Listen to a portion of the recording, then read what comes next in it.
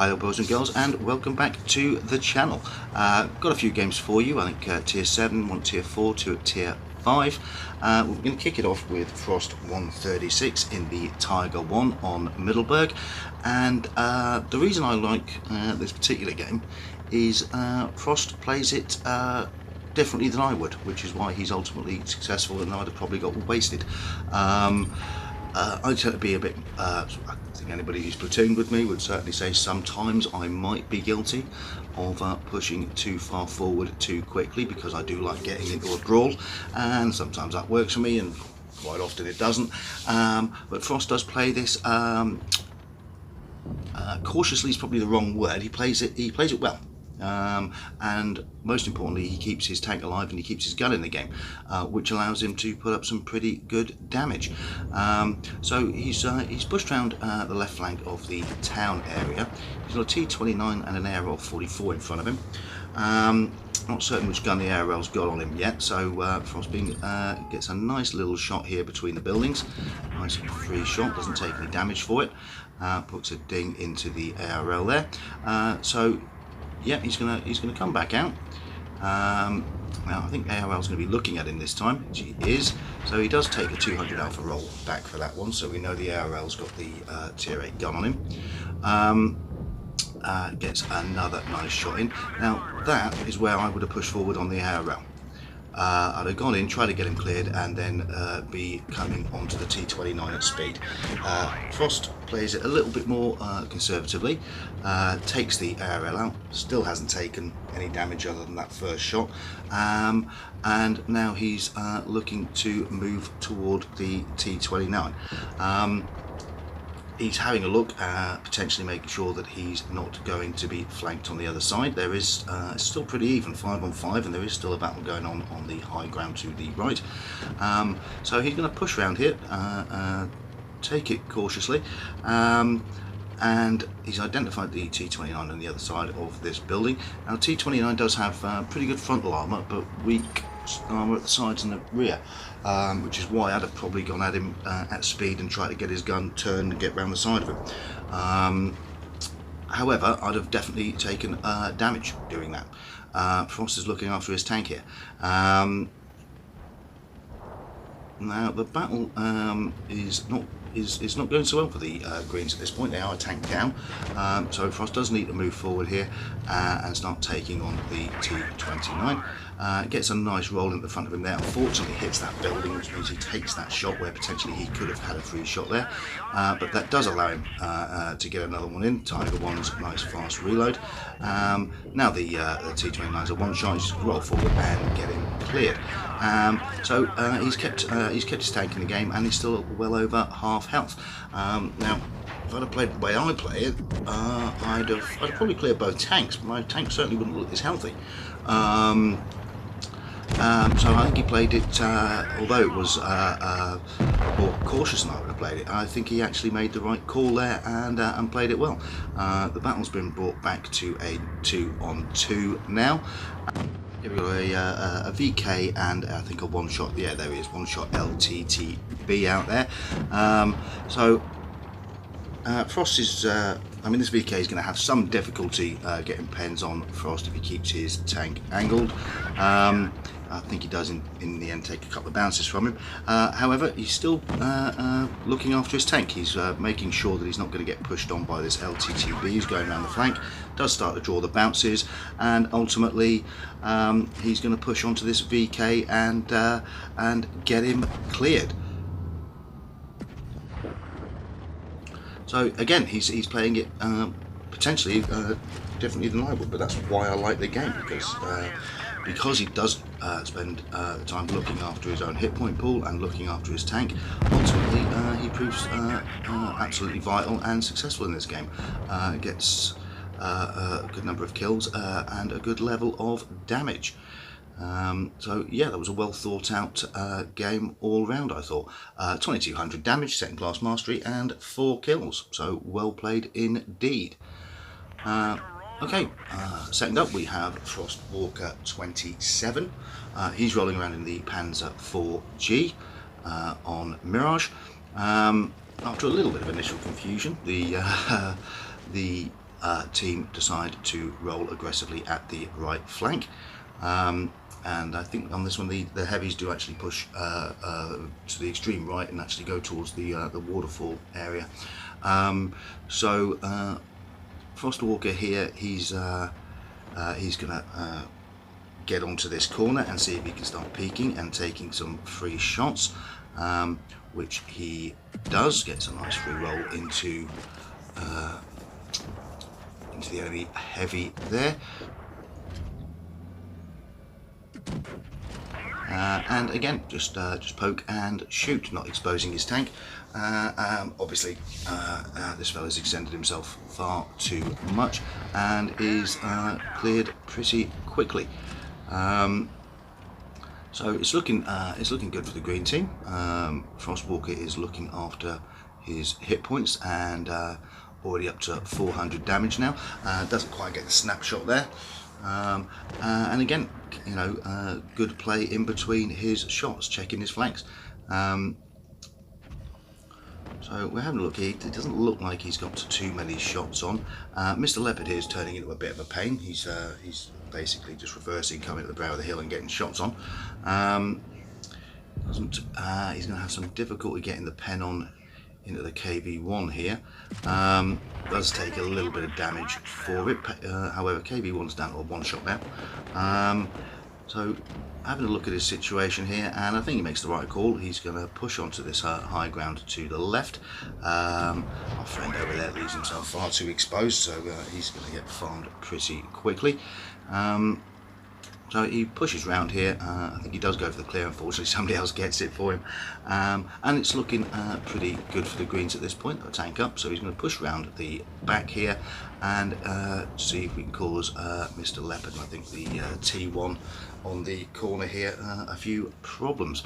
One of his teammates has pushed through now, so he needs to get in there. This has turned into a 2-on-2 brawl. I'd have been tempted to try and take out the T1 there. He had his side to the other two tanks.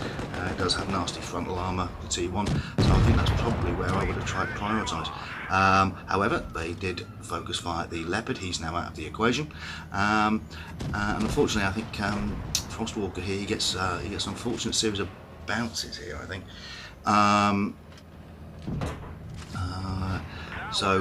And this has allowed the T1 now to pull back towards his own friendly tanks and present the front of his tank to the guys who are trying to pen him from the front, which is probably why I'd have tried to take him out first.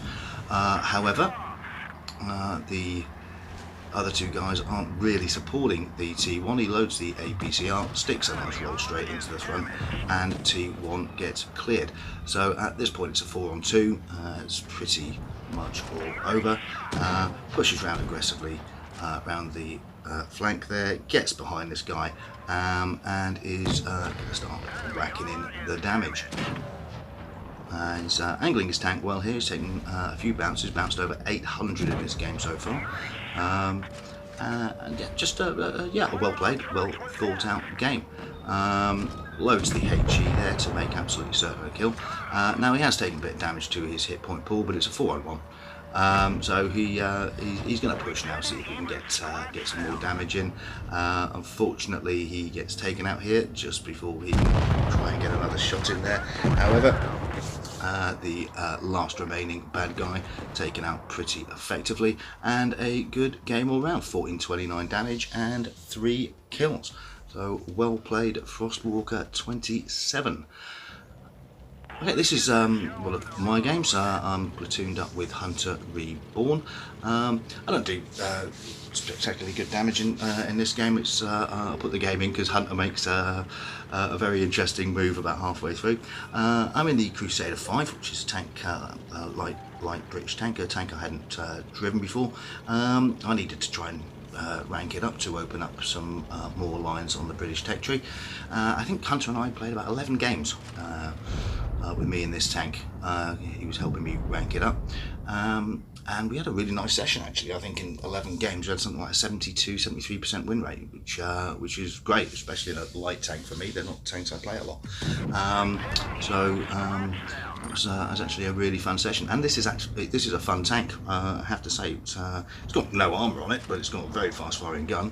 And if given the opportunity to keep pouring in the damage, you can get some good contribution in. So we're here on Copperfield. We push around the left flank. Mr. Leopard here is causing a bit of problem in the middle ground, so he's going to get cleared up. And this is the bit where we sort of get into a bit of a stalemate here. We've got 2 enemy meds and a T1 again over on this flank, which is unusual. We've got a heavy on this flank, and he's going to prove to be a bit of a challenge because we're going to have difficulty penning him from the front. Plus he's got 2 meds in support. I push a little bit too far forward, take a nasty ding for it there, and we're sort of being forced into a little bit of a stalemate here. Managed to get a shot onto the M4 there. Roll back. I really don't want to start trying to push a T1 heavy from the front in a light tank. So I've rolled back, and Hunter's about to make a completely insane but very decisive move in a second, and he's going to go straight into the back of a lot of them. Manages to get a one shot. I think he had a problem with his auto aim, he said later. Manages to get a shot in. That's reduced 2 of them to 1 shots. Me and the other guy on our team, we very quickly cleared this flank, and now we've got T1 heavy where we want him. He's got 1 to his front, 1 to his flank, and with a fast firing gun like this, I'm just going to keep pouring damage into the weaker armour at his side here. So although Hunter's move there could be seen as a bit of a YOLO, actually completely turned the tide on this flank. Our heavies have done the job on the other flank, so a pretty easy win there. Not a spectacular game by any stretch of the imagination. I just really liked Hunter Reborn's move there, so that's why I've included it. Okay, our last game, same tank, the Crusader, driven by Dougal. He's been platooned up with Wirebird 89. Now in light tanks, I mean, I've noticed that you're not always going to do great damage numbers. I mean, you are very, very limited to the fact that you've got armour. You can't get into a decent brawl with it, and sometimes what determines the amount of damage you're going to do is obviously very dependent on how well the enemy team play their position. In this case, the red team play this map very badly. At the start of the game, they were even on both sides with meds and lights. However, only 2 of them have pushed this flank, so the 2 meds from the enemy team on this flank can fight nothing more than holding action at best. Now a fella there did nothing like fighting a holding action. He just stuck his tank out in the open and pretty much gave away his entire hit point pool. So he's been cleared rather ruthlessly. That makes it virtually impossible for his teammate here to do anything on this flank, so effectively the red team have just given away this flank and given away 2 tanks. This is not going to go well for them, but Dougal plays it very, very well. This is exactly what you want to see from the bad guys in a light tank. They've now cleared this flank. He's taken no damage, he's taken a couple of kills, and now he's got the sides of the rest of the red team, and he can shoot at these guys from complete safety. So even though he's got no armour, he doesn't have to risk it. He can just sit here with this fast firing gun and pour in the damage, and that's exactly what he's going to do. Got multiple targets all showing their sides to him.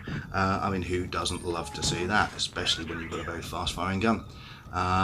So he's going to keep his gun firing pretty much continuously now and just keep pouring in the damage. It's who doesn't love games like this? Sticks another shell in there for his 3rd kill. So yeah, I mean, the red team is pretty much destroyed as soon as they split their meds and lights the way that they did.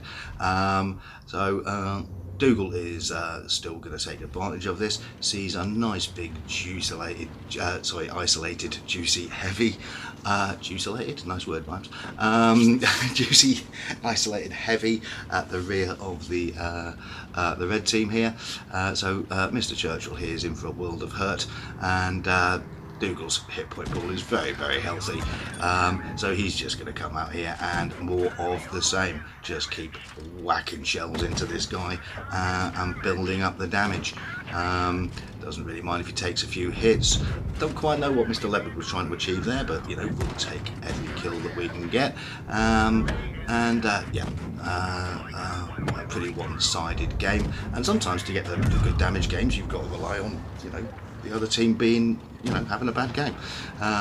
But Dougal certainly made him pay for it, took advantage there. Second cast mastery, top gun, high caliber, damage and kill leader, 4 kills, just under 1500, so very nice indeed. Well done, sir.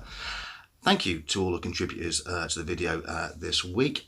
Thank you all for watching, and as always, good hunting and bye for now.